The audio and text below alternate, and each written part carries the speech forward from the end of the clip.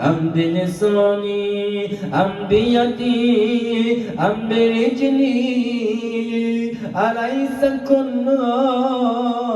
نعمك عندي وبكل عصيتك يا مولاي فلك الحجة والسبيل علي يا من سترني من الآباء والأمهات أم يزجروني من العشائر والإخوان أن يعيروني ومن السلاطين أن يعاقبوني ولو اطلعوا يا مولاي على ما اطلعت عليه مني إذا ما أنظرني ولرفضوني وقطعوني فأنا يا إلهي بين يديك يا سيدي خاضع ذليل حصير حقير لا أذوق وبراءة فاعتذروا ولا ذو قوة فانتصروا ولا حجة فاحتجوا بها ولا قائل لم نهتر قائل لم أجترح ولم أعمل سوءا وما عسى الجحود ولو جهدت يا مولاي ينفعني كيف وأن ذلك وجوارحي كلها شاهدة علي بما قد عملت وعملت يقينا غير ذي شك إن أنك سائلي من عظائم الأمور وأنك الحكم العدل الذي لا تجور وعدلك مهلكي ومن كل عدلك مهربي فإن تعذبني يا إلهي فبذنوبي بعد حجتك علي وإن تعفو عني فبحلمك وجودك وكرمك لا إله إلا أنت سبحانك إني كنت من الظالمين لا إله إلا أنت سبحانك إني كنت من المستغفرين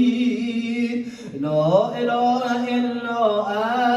أنت سبحانك إني كنت من الموحدين لا إله إلا أنت سبحانك إني كنت من الخائفين لا إله إلا أنت سبحانك إني كنت من الوجلين لا إله إلا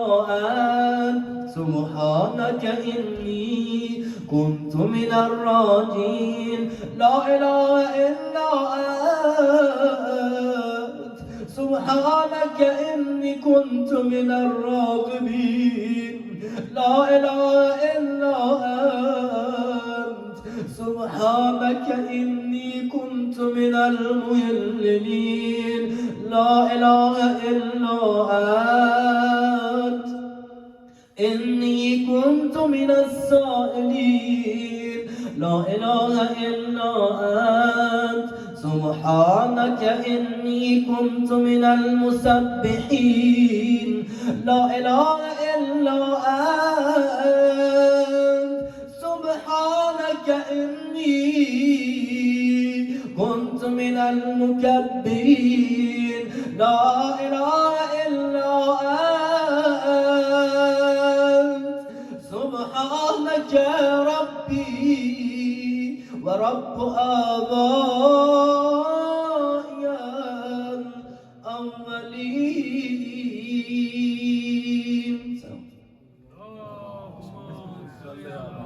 محمد وآل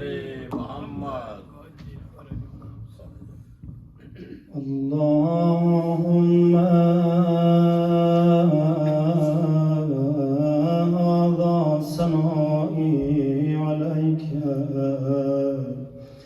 ممجدا وإخلاصي لذكرك موحدا وإقراري بآلائك معددا وإن كنت مقرا أني لم أحسها لكثرتها وسبوغها وتظاهرها وتقادمها إلى حادث ما لم تزال تتغمدني به معها منذ خلقتني وبرأتني من أول العمر من الأغنياء من بعد الفقر وكشف الضر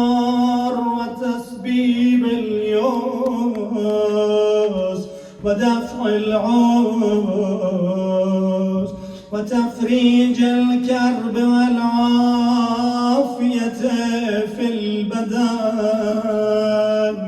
والسلامة في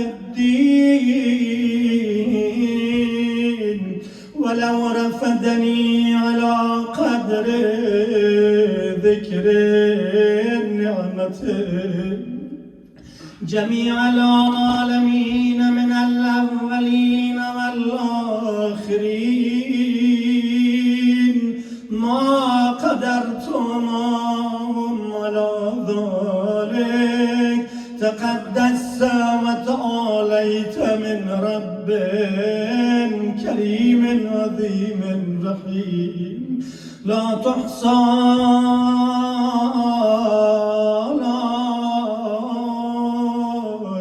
ولا يبلغ ثناؤك ولا تكفي نعمك صل على محمد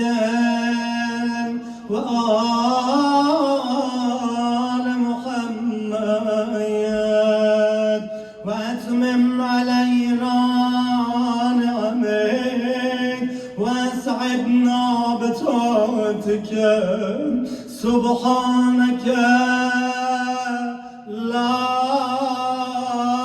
إله إلا